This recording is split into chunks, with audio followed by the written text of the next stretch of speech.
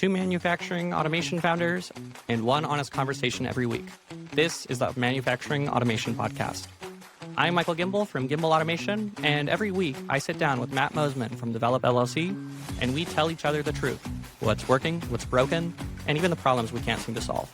If you run a shop, build automation, or run a CNC machine for a living, this is the podcast for you. Well, what are your feelings for the week, Matt? General feelings of the week for me. I'd say the passion hit really strong this week is probably the best way to break it down. We did some site visits. We'll get more into that. Had our marketing guy on site, was doing some long-term evaluation. But overall, like, as we've said, I've gotten more space to do different things in the business lately, and my energy's up. I haven't had this much fun, but like my passion hit really strong, which can be a bit overwhelming potentially for people that haven't seen it in a while. Sure. Yeah. So I need to figure out how to temper that at times. I have the same problem. Yeah, it's interesting because it's like the last several years it's been so just like maybe the passion didn't come out in the way that it used to, or the way that Matt is when he's really high energy, because it was just like we needed to execute, and now we have breathing room to do some things different, but again we have to execute, and I'm excited. So it's a dangerous combo. What was the passion about? Was there anything like specific? Oh, it was deal structuring that we're doing right now for some strategic accounts, marketing, since our marketing team member from the UK was here, video, have some case studies that we're working on for brand and getting some stuff buttoned up there. It was really just kind of across the board. Okay. Yeah. So it just like wound up in a good way. I will get into the same thing, but usually it's like, within a box, like, this week I'm obsessed with marketing, or I was like that with our ERP and our other like turnkey software for quite a while, but eventually I hop out of it. But I'm kind of like all or nothing, not. Mine might be like, because it's in like review meetings or something like that, where I just get really wound up and excited. Okay. Like, it is what it is, but I don't know, that hasn't come out like that in a while, which is good and bad. Yeah. Yeah, and you just have to be careful not to be too optimistic. Like, it's so easy to like have a bad month and be too pessimistic, or have a good month and be too optimistic. I wouldn't even say it's like extreme optimism. It's just like I'm so excited about things going on over here that like I think my lack of patience, my patience with passion combined, is where it gets interesting. Yep. Because then when like something's not going the way I want, I get frustrated, or it comes out in that lens. But I don't know if we need to dig into it any further. It's just kind of how general feelings of the week comment. Yeah, just excited, pretty much. Pretty much. Yeah. So. For me, excitement definitely isn't the word. I guess like right now I'm trying to figure out like where do I fit in the business, because I'm seeing my role change so much. And yesterday we had our EA come in for like her test day, and we ended up hiring her. And I realized that was. I mean, wait. Well, we've been looking for months, right? Well, it hasn't been months. It's been like weeks. We've had a listing up for quite a while, and we've been doing pre-interviews, but we just started doing like real interviews. Okay, man, you found somebody like 5 times. I guess, did you use that job posting that I shared with you? Did that help? I think I sent it to Priscilla, but she wrote the job posting. I didn't even look at the job posting. Okay, got it. Yeah. But it really did open my eyes. Like, there's so many places that I have hired good talent around me where, this person's doing machining, and this person's doing the turnkey prove-outs and new product design. And I realized like there's a lot of fallback stuff that was actually like EA tasks that have been consuming 3 or 4 hours of my day. And other team members that are probably trying to help compensate because they see you're buried is the real eye opener that I saw. Yeah, like at our size too, the phone should not be ringing and I'm the one who answers it, right? And that was a big problem. And now I'm like in this spot knowing that now that there's going to be a person in that seat, I got to figure out what to do with that 4 hours. And it fills up. Don't worry. I know it fills up. Just be strategic. Don't let it just get filled. Yeah, and you know, I have a propensity for like getting really deep into things, whether you know, it's R&D or like new product development or software development. Often to my detriment, you know, like with Gim Command, you know, I built like 20 different modules within it. You know, most of the people on the shop floor have access to like 4, and those are the only 4 that get used, right? And you know, like, okay, here's $8,000 of AI credits you earned, right? I mean, you can shrug your shoulders, but it's called R&D. Write it off. Right. Sure. So you know, I don't want to get like too deep into things, and you know, like what could I have done with that time? And yeah, the passion is a driver, but you know, if I only built the first 4 modules and not the other 16. So you know, but did you build those 4 first? Not necessarily, but I did kind of know those were the 4 I was supposed to build first. Okay, that might be the problem right there. Yeah. I figured you built them all, and then the 4 are the ones that people use, and then you simplified it to that. See, I think I was supposed to build the 4, and then I was supposed to build one for myself that was like a you know, dashboard showing our metrics, my like top daily, weekly, quarterly tasks. But that's not what I did. You know, I built those 4, I built my dashboard, and then I built, you know, 15 others. And those 15 others literally don't get used at all. And honestly, that's kind of a story that, you know, there's a lot of like wasted R&D like across our entire company, just because, you know, I'm such a like product focused founder. And I'm trying to balance that now with, you know, stacking cash for, you know, growth. And you know, growing as aggressively as we can while still breaking even, basically. I think the best way that we solved a lot of that at Develop, because I will admittedly own that we did the same things where we over-engineered things, we made things more complex than they had to be, is helping team members draft an SOW, making the SOW execution somebody else's responsibility, and noting that, you know, this is the goal, nothing more, nothing less. As soon as we can ship this, we're done. Right. Is how we really honed in on that SOW creation and assigning engineers to get it done that aren't you. Yeah. I don't know, Well, yeah, and that's where I'm trying to figure out, like, you know, I have been so deep in operations of the business, and you know, if I'm being honest, like things I don't necessarily love. And like sales as an example, I thought I loved sales, and then I really thought about it, and I did like some of the like Ryan Dice and Dan Martell exercises of like, you know, split things into quadrants, and I kind of realized like I love telling people about our products that I've invented and how they can help them, but I don't actually love the sales process, right? Like the email chains, the follow-ups, like the conversion metrics, like interesting. I was actually thinking you were going to go to the same route to why I'm not enjoying sales as much, but I'm going to let you finish before I go on to me. Yep.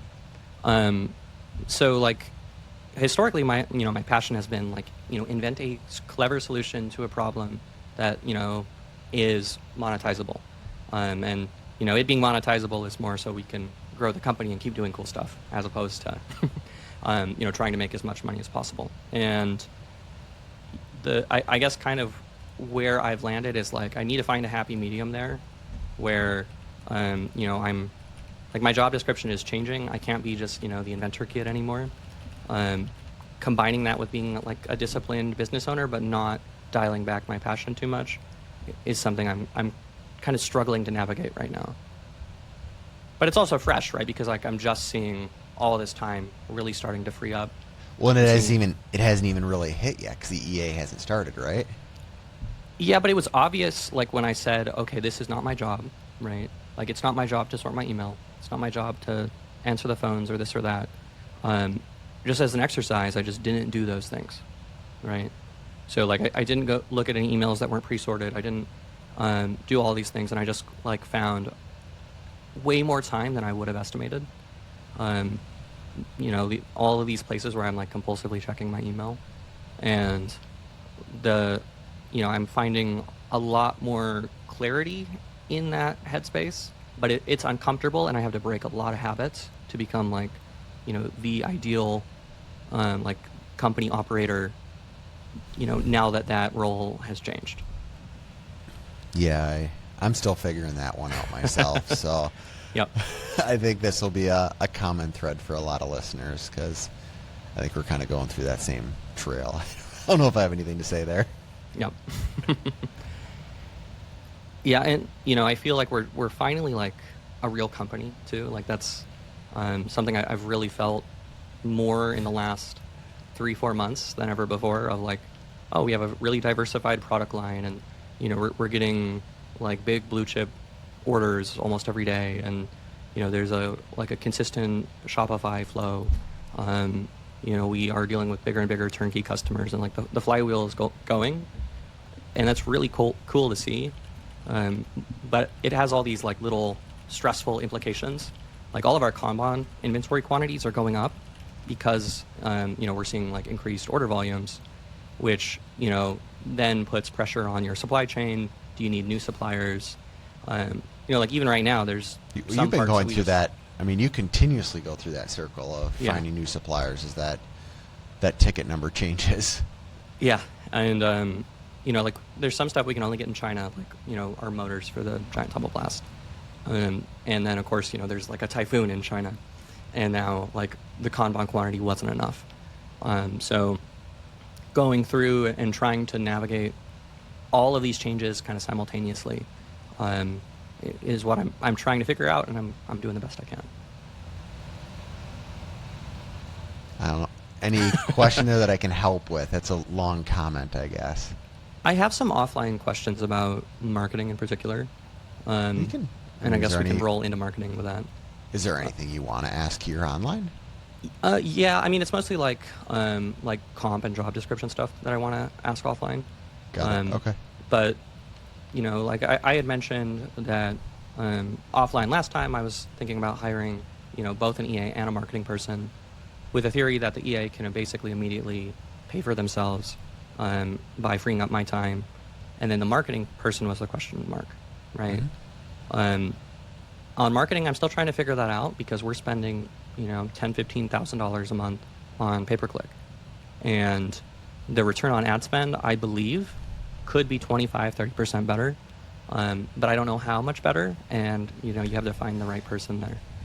And that's an interesting question there, because our marketing guy, our marketing director, the person we have in charge of marketing right now, is not pushing any ad spend for us. Yeah. Like in our the next 6 months on his forecast, he goes, no, we're not spending any dollars on ads right now. We're going to build a plan around it, and it might happen, but we're going to have trigger events that we need to have accomplished before I'm recommending we throw dollars into ads for this business, which I thought was interesting. It sounds right, because you're already so busy and struggling to expand as it is. Like I wouldn't be putting money into PPC in your position.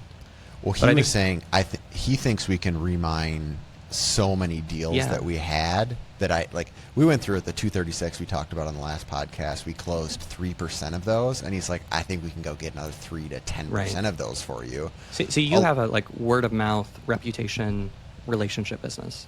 Yeah. And obviously all those things matter to us, but it's like an order of magnitude less because our deal size is an order of magnitude less.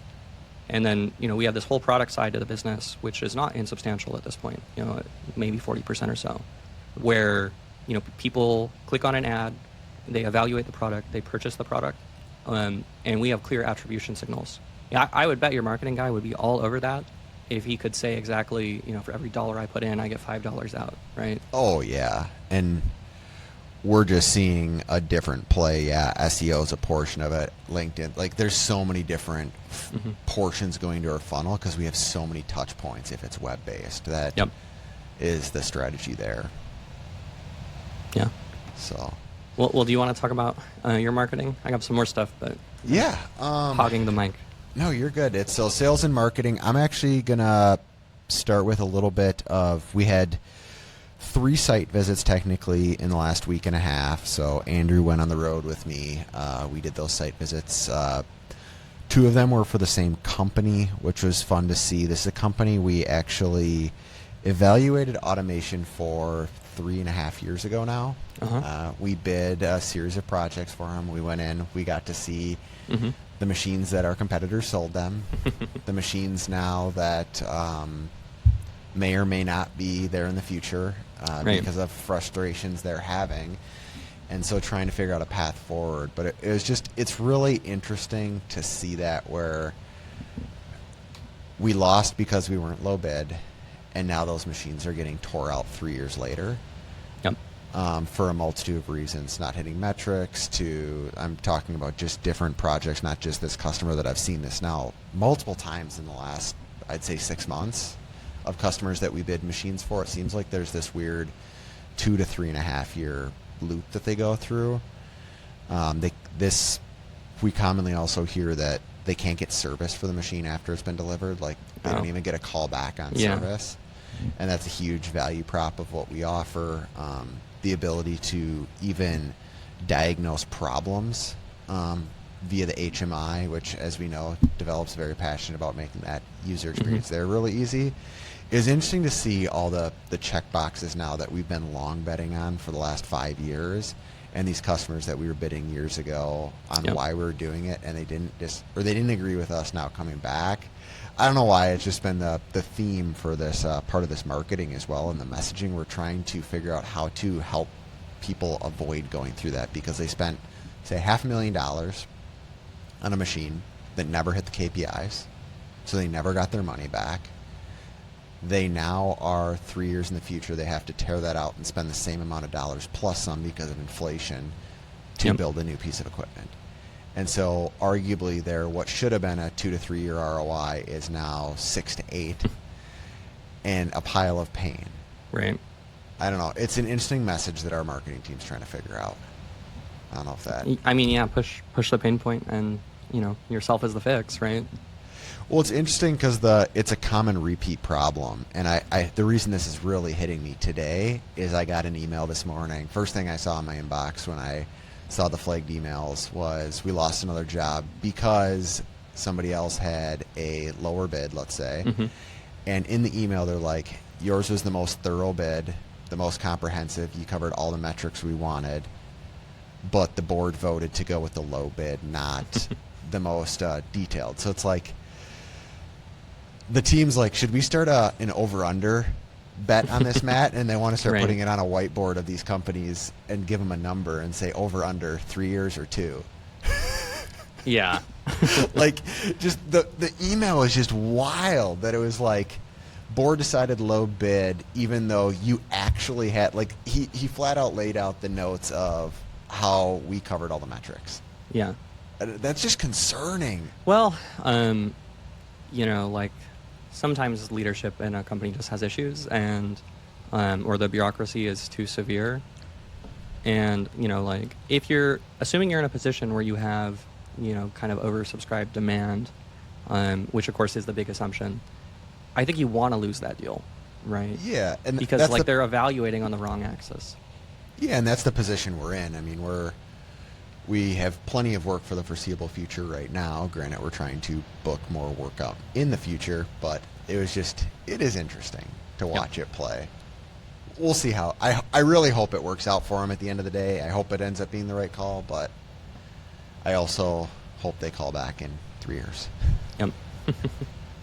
So, like, as far as marketing goes, are you at the point yet where, you're getting more and more pulled out of it? Have you moved there to a management spot, or not quite yet? We're not there yet. It's actually interesting because I think I'm going to get pulled back in for a short period of time, which is fine because I really enjoy marketing. It's just going to be pulled in a little bit different lens, if you will, or role. Right. So a lot of direction. So the last week and a half was answering a pile of questions so we could build out our 12-month kind of roadmaps. We basically did exactly like we do for automation roadmaps. We just did it for marketing. What's the best ROI? Where are we going to spend the dollars? How can we pull stuff forward?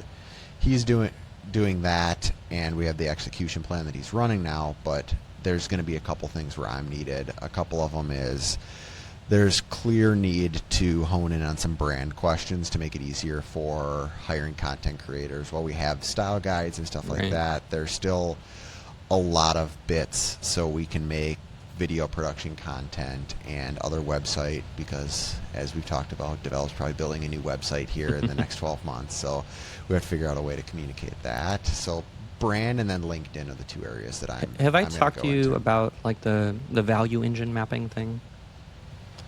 I don't know if you have. Okay. So, and bear in mind, I'm like kind of obsessed with Ryan Dice's like books and content. But I guess like the thing for me that's so appealing about, you know, him as a figure, as opposed to something like Alex Hormozy or, you know, these other like, you know, I would say almost more gurus, is it's very practical advice on like making that jump from like 2 million to 10 to 20. And it's not catering to people just starting out, and it's not catering to people, you know, with $100 million business. So like it speaks to me very directly. And one thing that I picked up from one of his books was, maybe the only book, I don't know, is this idea of value engine mapping, which is basically to create a flow chart of the entire process that your customer goes through, like their journey, in order to get to the point where you have, you know, money in your bank account. So like, you know, for us, it's like a Google ad, a Meta ad, organic SEO, and then that flow chart goes, it splits out depending on whether they're a hardware customer or a turnkey customer. If they're a turnkey customer, then it goes to CNC automation assessment, you know, legal proposal. And when we did that, we were able to look at these things and say like, well, I know this one, and this one have issues. And, you know, and then we made a plan for, hey, we're going to fix our Google return on ad spend. We're going to change our proposal process. So you're saying just on front of house, so that'd basically be your funnel mapping. Correct, yeah. Yeah, so that arguably All the way to that's, close deal, yeah. Like where you have a deposit. yeah, arguably that's a lot of what we did in the last week here was working with Andrew, because we had that mapped out, but over the last several years, it was basically a team of one living in Yep. HubSpot and doing a lot of this, which was grossly dysfunctional. I also didn't follow the process that I was building because I kept running out of time and I would take shortcuts. One of those where it is what it is. We're going to clean it up. Yeah. But yeah, we actually found that we were able to clean up our funnel because of things that I made inherently more difficult than we necessarily needed to, now that we know what's needed to get those deals closed. But we also have to play out this new plan. Right. So, but yeah, it's interesting to hear value engine mapping. I was kind of classifying a lot of it as just our top of funnel, middle of funnel, bottom of funnel sales process, and then after that it's the customer experience. But I think arguably sales should be layered with customer experience, whether it's commercial or execution. Yeah. So like at least the way that I approached it, you know, it's split from the value engine, which is like, you know, all the way to the point that you have some amount of money. And then, you know, the fulfillment engine is the second half that's, you know, treated separately. So, you know, it's more sales and marketing focused rather than through the entire, you know, customer journey, like beginning to end. But it does follow it through the lens of, you know, the customer journey. They see your Google ad. They receive a proposal, right? Like, as opposed to, you know, how it looks from the company side, right? That makes sense. Yeah. I don't know if are you saying we should look at something differently, or? No, I mean, not necessarily. Just for me, it was such a helpful exercise, and I wish someone would have pushed me to do this, of looking at it, you know, along the flow chart of the customer journey and saying, where are we losing people? Because I think my problem has been not too small of a funnel, but too leaky of a funnel. Yeah, you have a colander. Yeah. I guess, did you break it down then also between MQL and SQL, so marketing qualified and sales qualified? No. Because that's the big thing that we just deployed in the last, say, couple weeks here on the terminology, what you're describing, is we split it up. So what marketing's engine is in your aspect here, what their responsibility is of vetting that, and where we filter them out, what the expectations are before it hits sales, as in getting them on my calendar or somebody else to talk to them and actually go through that process. Like, did they actually meet the persona metrics in marketing qualified? Because that's one big pain point. Is we were talking about a month ago, my calendar was slammed 30% of the meetings I never should have had. Right. So we're doing a better job of marketing qualifying them before they go to sales qualified, and then once they get into sales qualified, once we layer somebody else in, we're going to have to figure out a fork there of how that splits into the journey. There is a split, like at least in our like kind of standard value engine board, and that split for us is between our turnkey direct customers and everybody else, and because they just have totally different flows. You know, I don't want to do an assessment call for a tumble blast. And you know, like there's even a pathway in that flow chart where someone, you know, like essentially gets moved from, you know, a turnkey direct customer to a, you know, like standard e-commerce customer, you know, almost like moved within the funnel. But it's a different lens to visualize it from, as opposed to the funnel, because I think it lets you pinpoint where you're losing people better. It doesn't necessarily help you figure out like what stage a customer is in, but it helps you identify the things where you're losing potential customers. So how are you actually putting metrics to it then? Like, is that in HubSpot, or where are you doing that?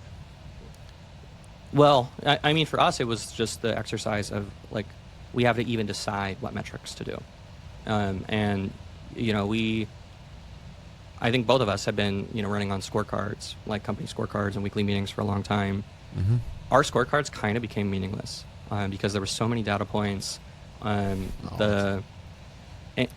So what we ended up doing was just scrapping it all and redoing the scorecard after we had done the value engine, pulling like the most critical things, right? So we're kind of in a similar boat there. We're actually, and I'd be curious, did you split it up between department level scoreboards, and then so each department is looking at stuff a little bit more granular, the metrics they care within that department, and then the metrics that the other departments care about, like how many leads did you guys actually vet this week, and how many proposals did you put together in terms of dollars? Like, the rest of the team only cares about a couple numbers that happen in sales and marketing, but they still want that visibility that we're going to have more work in the future.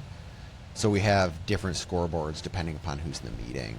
Right. I don't know if you've gone into that. Well, our leadership meeting is 3 people, so. But you have department level. Right, and we collect those metrics from the department level in a Google Sheet, and then we have our master Google Sheet that is linked to the department level ones, so that they can input their number, you know, without exposing like the historical data. So, and then we review the full sheet with those inputs. And actually, we've been going through this as we've been trying to go more to metrics. Like, we're throwing away a lot of our processes. You know, we had a call or for gathering metrics, not just like we're not doing SOPs. Well, no, the reason I'm chuckling is because we've gone through so many SOP revisions that develop as well, and we can get into that later if we want. I'm not even talking about SOPs. I'm talking about like scorecard metric KPIs. Got it. Yeah. Because you were asking, like, in that flow, how do you know actually have a real number to something? Now this example is more on like the fulfillment side rather than the like value engine customer flow side. But you know, we had the issue where we were collecting, quote, order mistakes, which was supposed to be a number reported out weekly by our assembly lead. And the issue was that these were guesstimates. There were no clear rules about what an order mistake was, and it wasn't flagged in our fulfillment system. So what we did, we totally revamped our fulfillment system to where, you know, if something is ordered, it has to be put into Shopify, even if just as a manually created order. You know, even if it's through our turnkey direct or manual order processing, that's where all the orders get fulfilled by. And whenever there's an error, they have to create, you know, essentially another order associating it with the first one, labeled error correction. And now there's a hard metric that's tied to our Shopify analytics of, you know, errors per week that we didn't have access to before. I like that solution. But you know, like, to me, like having done this exercise has shown me how broken our metrics were, and what things to kind of focus on first. I'll have to read more about the value engine mapping. Curious if we've kind of done some of this and maybe just missed some steps based on what you're talking about. I pulled it up while we were talking here, so I'll have to read it later. Yep. Thank you. You have other marketing stuff? Trying to think. That covered it. I have one that'll roll into engineering that kind of is marketing. You'll see over my right shoulder the old hood hinge there. I don't know if you see that. Yeah, I do. I was wondering what that was. Yeah, so what we did is on the road trip, I decided since a little bit of marketing that's Matt related is my career prior to develop. So we actually went into Ring Brothers, the company that that's helped vertically integrate. Yeah, I was actually really surprised. So I asked him a couple weeks ago if it was all right if we came in and got a tour. I was not expecting like the entire manufacturing department to like stop. Yep. And people that I had never met like wanting to give me part of the tour, show me what they built since I left, because it was really cool. Like, And it's cool. a lot of stuff like, and they're like, yeah, you know, we changed this, and they're like, it was almost like I don't want to say they're like, they were proud of the change, but at the same point, it was like, God, you know, you okay? I'm like, no, I would have been very disappointed if I walked in here 5 years later and this looked exactly the same, guys. Right. So it was just really cool to see the excitement and passion still pumping through that team that I helped build. So that was really fun. And then I had to pick up some products because it's part of the brand or marketing that we're working on and helping the team understand some of the styles, because you can kind of see the style of the hood hinge that I designed behind me and some other products that I picked up of what I liked there, of stuff that I got to be a part of. So bought that. Now there's one, since we have left and right of the product, one's on my shelf and then one's going upstairs for the engineers to look at. Yep. So that was just really fun for me. I was disappointed they didn't have the new Octavia, the Aston Martin that they just built in house, but they had the damn Javelin that was like the bane of my existence for an entire year. There, it was just the irony. Yeah. I guess the big marketing thing for us though is IMTS is coming up. Come see us there. Shameless plug. Booth 236-253. Before I forget, am I supposed to help you get something delivered there? I know you had brought it up at one point. So we're going to ship it to our lead engineer who's in Ohio, driving out. So originally we were planning to do a smaller crate to try to save money. And then we realized we wanted to bring coolant clears there to sell on the floor. Because like we ran the math, we're like, well, you know, we could sell 5 of these a day and more than pay for the show and everybody's time. Are you allowed to sell on the show floor? I think so, but we're still trying to get a clear answer from AMT. So, yeah, I'd get that clarified because I know. I mean, but at very least we're allowed to like sign contracts or close deals. I just don't know if we're allowed to like deliver the items. Yeah, you might just have to say, meet me at this bar down the street at 5 o'clock. We will go to your hotel room. Here's your cooling clear. That is a different level of service. I didn't know Gimbal. But you know, doing that, like saying, okay, we're gonna get you know, somewhere between 20 and 30 of these units, when we already have you know, X number of units that we need to fulfill. You know, first I was putting a lot of pressure on the assembly team, but has like changed the logistics, and now we're sending like a second shipment. You know, we're sending all the booth items, including our new massive coolant clear display. I don't know if you saw that on Instagram. It's way bigger than I thought it was. And then also, I'm a little concerned about this 10x10 booth. Oh yeah, I'm too. Like, are you gonna have like? Are you just gonna stand on top of the machine? We got like a 3-foot section on the side, but it's gonna be tight. Yeah. So we'll see. I don't know if the coolant clear thing. You know, I'm gonna have to find a like partner company to put it in their booth or what, but we will see. Just ask people around. In person across from us, can I give you a couple $1,000 to put this there? I don't know. Yeah, you'll figure it out. Yeah. But yeah, I mean, just getting that machine has like totally turned our IMTS plan upside down. You know, we had like stuff designed and how it's going to go into the crate.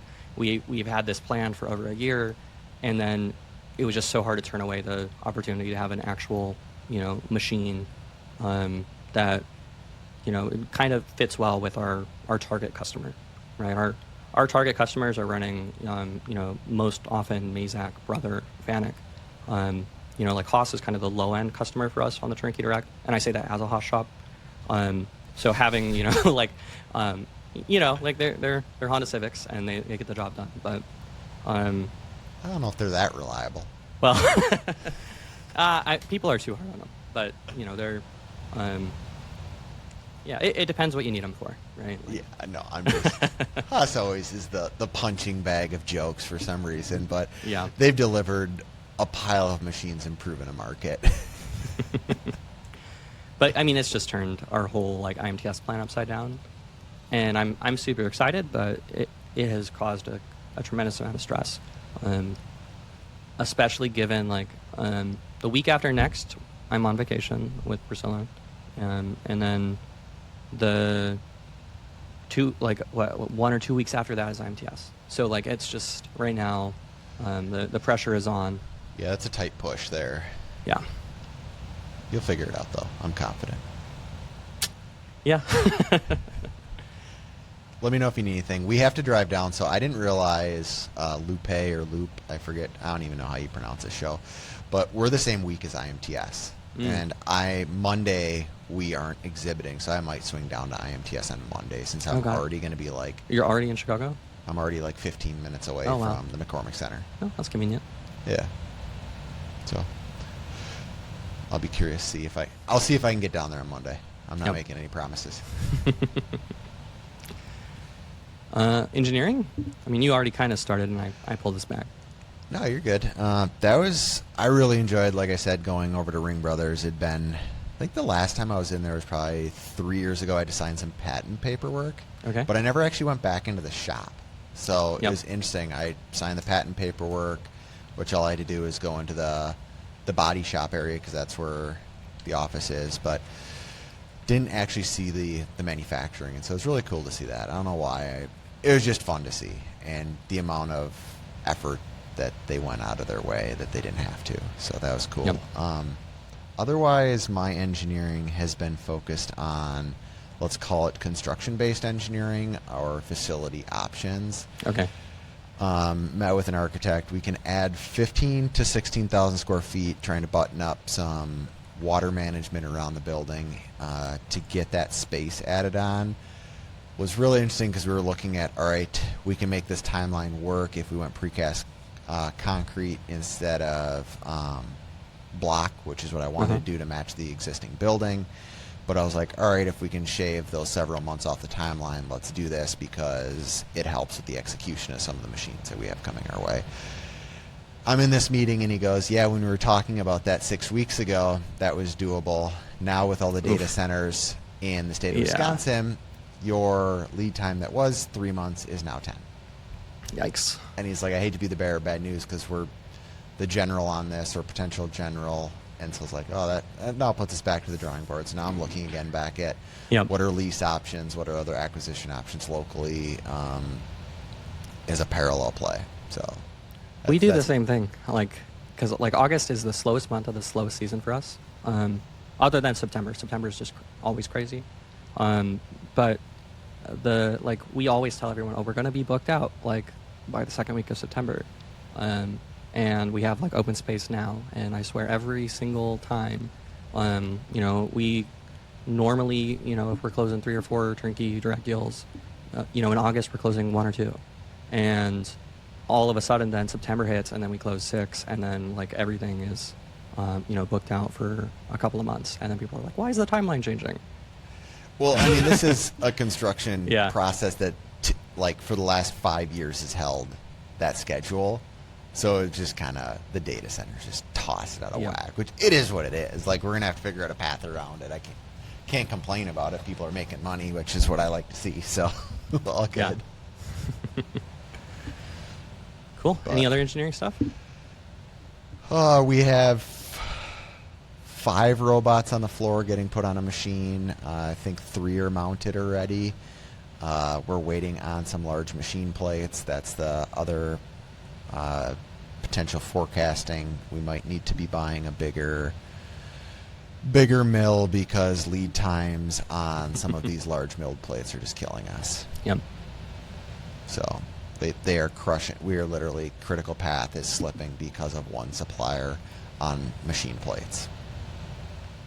I mean, yeah, I've been in supply chain hell for the last 6 months, so I feel you there. At least it's just one, right? Well, yeah, everything else is trucking along well. It's just frustrating when they missed their deadline, didn't tell us till, some of the parts show up. Like, they're like, yeah, we're shipping XYZ. I guess I get the rest of the story from engineering, but then we're told it's going to be another 5 weeks when the original delivery deadline was less than 5 weeks that they had promised us. Jeez, that's rough. Yeah, so that's interesting. We'll see. We're going to find a way around it. We're pulling other stuff forward. It's just putting pressure on the team that because of a supplier that will no longer be supplying to us. Yep, that's a common story, unfortunately. Yeah. Do you guys have like a follow-up process? Like, you issue a purchase order. Do you have like a formal PO system? Yeah. So you issue the purchase order. They receive the PO. Does it like go into a Gantt chart? Is there like a follow-up sequence that happens? We have a follow-up sequence and verification on it, and we constantly are pinging people. Yep. So that we have a standard cadence depending upon how long the lead time is. First, verify that they did get the order. Okay, so you already have what I'm talking about building. So clearly that's just a vendor problem. This was a vendor problem. Yeah. Because the rest of the stuff is smooth hitting Billing. deliveries. Yeah, everybody's hitting it. There's one hiccup that we've got to figure out how to fix. We need to, because the amount of, I think there was like 6,000 components we needed to buy for this machine, and I think there was like 4 or 5 that got missed. It sounds like they're pretty, like they're going to be here in a couple days, but it's still concerning that a handful of components got missed, and thankfully they were short lead times, but if those were, say, a 12-week lead time, that would have been a problem. So our team's looking at that is one gap in our procurement process we've got to fix. Yep. So. Yeah, doing it unique every time is making those bombs, and that doesn't sound like fun. I only hear the pains at this point. Yeah. I never had to manage a bomb this large. I mean, I dreamed of building these machines when we started, but now we just get to talk about it. Engineering for me this week, tons of patent stuff. We have a bunch of provisionals we're filing. It's a ton of work, and I can't talk about it till the filings are actually finished. Mm-hmm. But we have some new products in the pipeline, and honestly, like, we have enough, I think, really excellent ideas that we want to get, under the patent umbrella and then launch as products. That the hard part is like choosing which to launch first. We have like a rotary union built-in call-it chuck that's about to come out. We finally are going to. We made a bunch of design edits to like our 0-point plate with a hole in it, and that's about to be restocked. And but yeah, trying to figure out like the priority order of where to put the engineering hours and R&D has been difficult and kind of stressful. But, Why is it stressful? I just want to make like the objectively right call, and it's like all of business is just making as good of a decision as you can, as consistently as you can. And, what's the delta? So how many products is it? So I would say that there's like 4 solidly on the roadmap. What's the timeline? So if you put 1 first and you wish 4 would have been first, what's the timeline delta to when 4 actually hits? Yeah, I mean that's the tough thing with new products too. Like we launched a new like 3-spindle coolant rotary union, and that has been in and out of stock just because of supply chain issues with the contract manufacturer making it, and we have like, for instance, our 0-point with a hole in it. There was so much interest, we immediately sold through the first batch of them, and then we started getting QC issues back from heat treat and grinding. And now those have been stuck at 0 inventory. So like there's half of them that are a supply chain issue. I guess the other 2 are an engineering issue. Maybe I need to phrase the question differently. Do you think you could have all 4 of them launched in 3 months, 6 months, 1 year, or 2 years?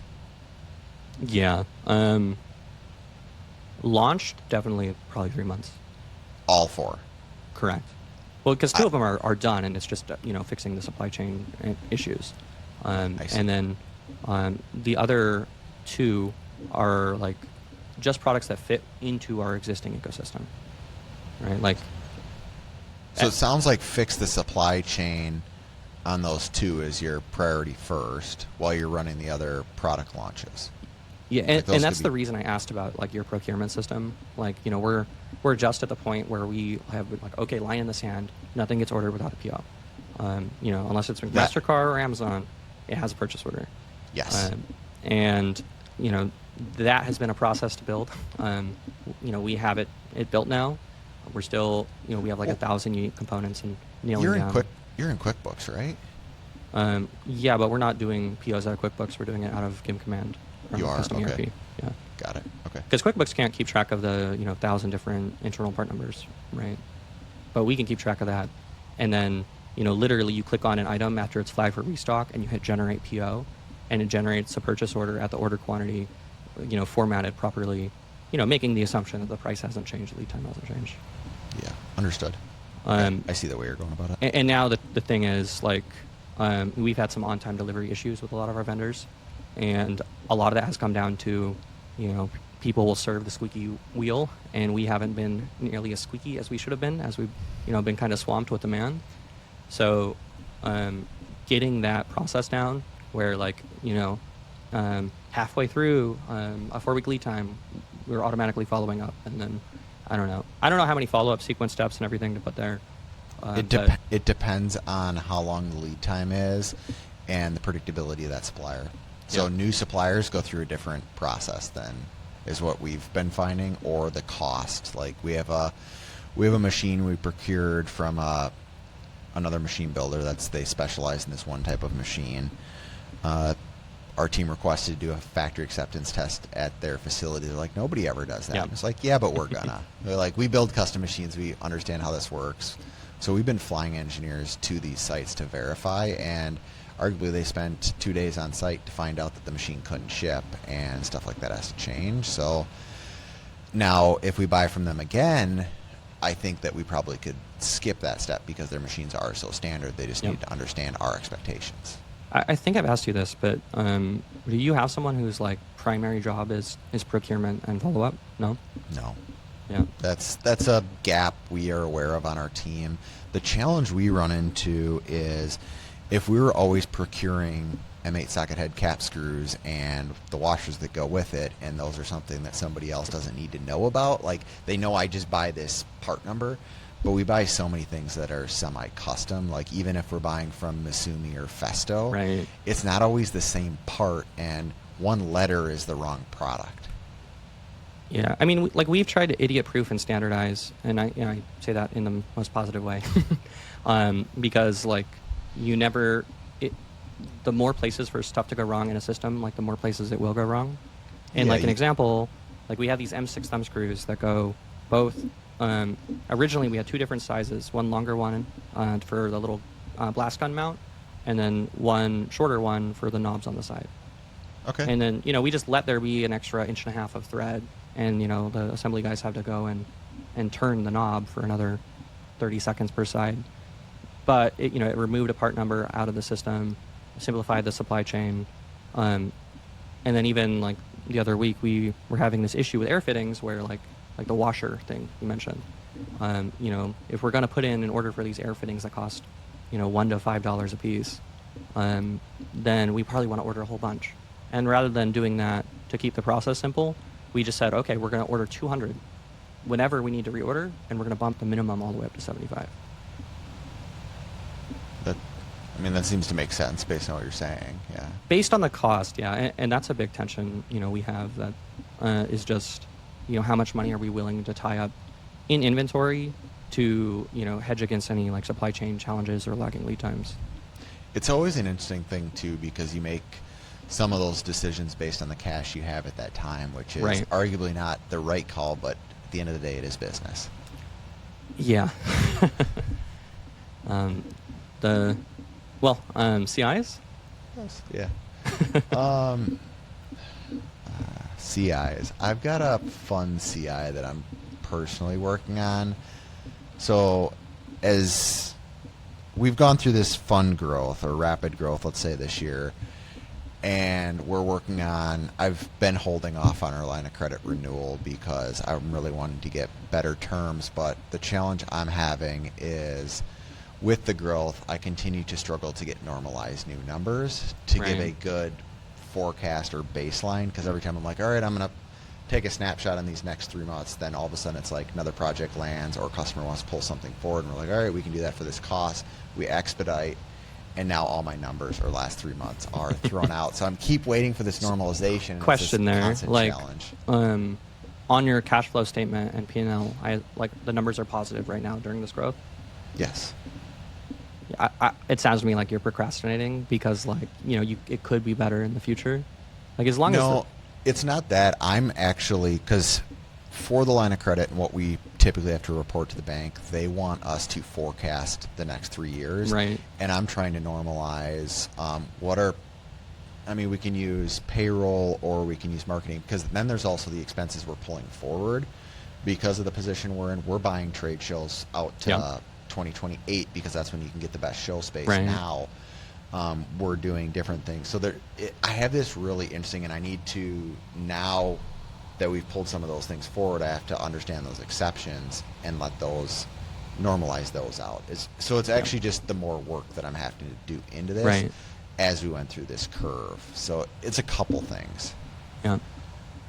I mean, like, if the numbers are going up, up and to the right, to me, it's like, can't you just put conservative estimates there and then, this is a perfect as the enemy of done kind of thing? I'd say yes and no. That was the theory I used to use in the past, and it's easy to say that when you're going through a good growth period. Yep.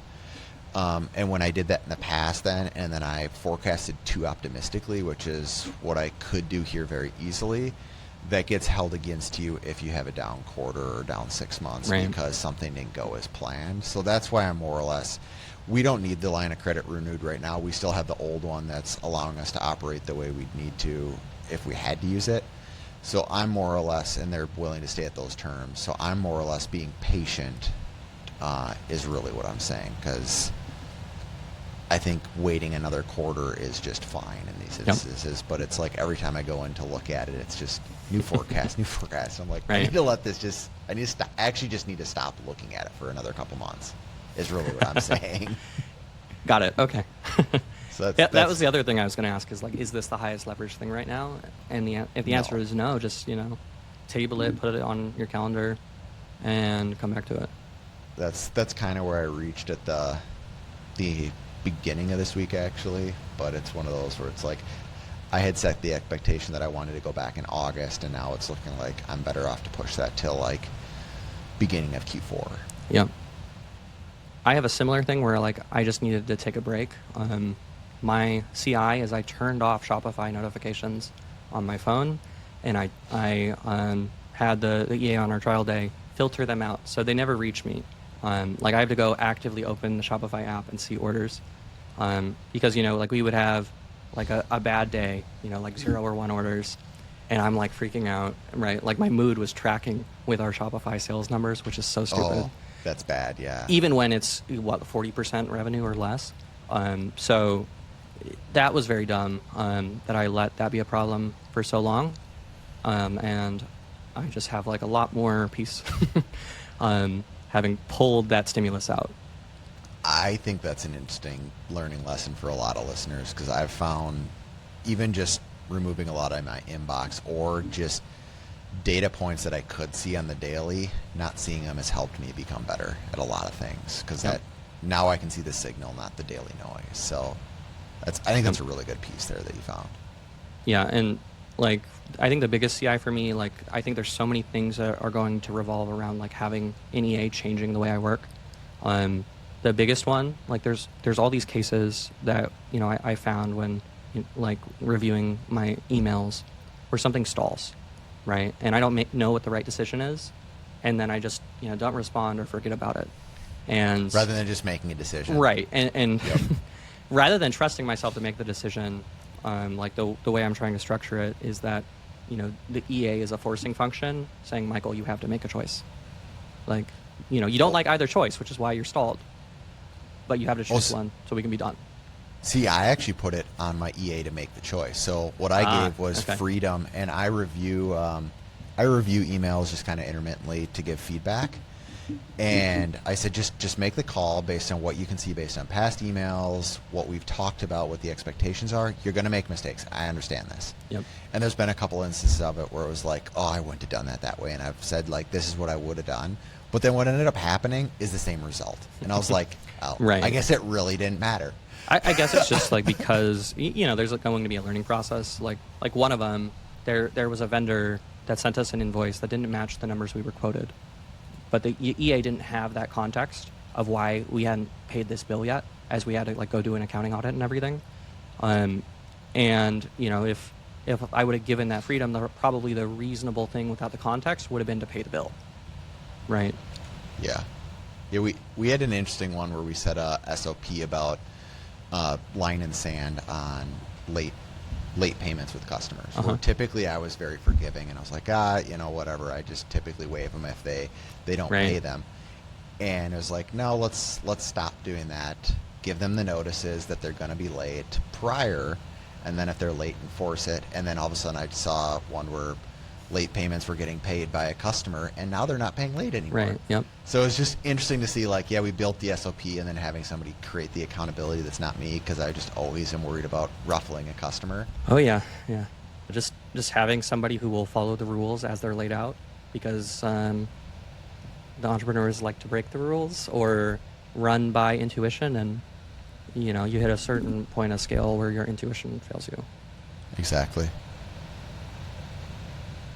Any other CIs?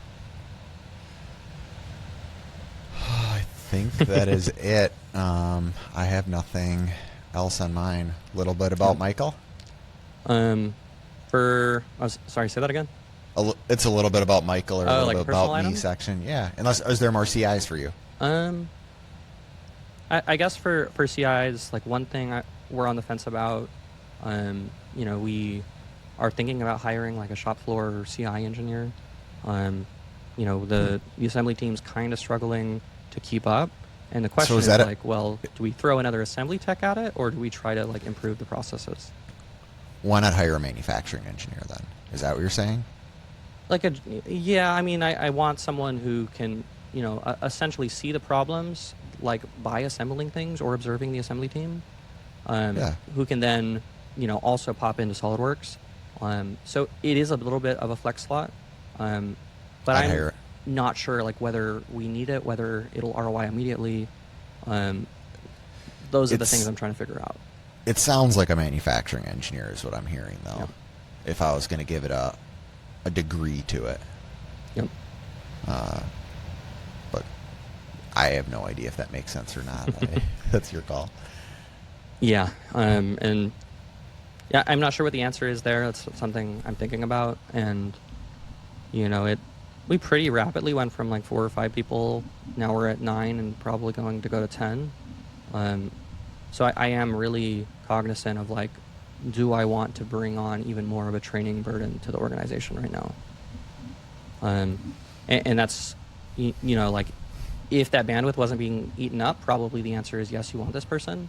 And because everything, is so stretched thin right now, I don't know what the answer is, and I'm just kind of thinking on it. I think sitting and thinking on it is always a fair, valid answer when you're going through rapid growth, because usually what sounds like needs to be a decision this week is fine if it's next month. Right. So. Yeah. Cool. All right. Well, you asked me about a personal thing. Honestly, I'm so glad to be going on vacation. I know that's kind of a dumb thing to say, but we have been moving homes on top of this big growth phase, on top of this hiring wave, and then IMTS is coming up, and honestly I'm just tired right now, and I need a reset. Yeah. That sounds what about you're you? Gonna get it. Yeah, I don't know. It's for me, a little bit about me. My kick of the week, if you will, has been architecture for some reason, and Okay. a little bit more of that. I've talked about it maybe in the past. I have this weird passion for architectural commercial construction. Yeah. But as my team's challenging me to help them with brand guidelines for the website and for some of the stuff in the brand, some of the things that have impacted us, while I have a passion for cars and modern hard edge product design, will say a lot of my inspiration has always come from architecture in the past. So I'm starting to dig back through some of that stuff that I used to do years ago when I was designing a lot of car parts to try and pull that in. So that's kind of a little bit about me, full circle with the Ring Brothers segue Cool. this week. Yep. Yeah. All right. Should we wrap there? Like right at an hour? That never happens. Oh my goodness, that is insane. Yep. All right. All right. Good for me. Thanks, Michael. All right, that's our week. Thank you very much for listening. If you found this useful, please share it with other small business owners that are kind of in the trenches like Michael and I are. And don't forget to leave us a review on Spotify or Apple Podcasts. We'll be back next week to do this all again, whether we're ready or not. Talk soon.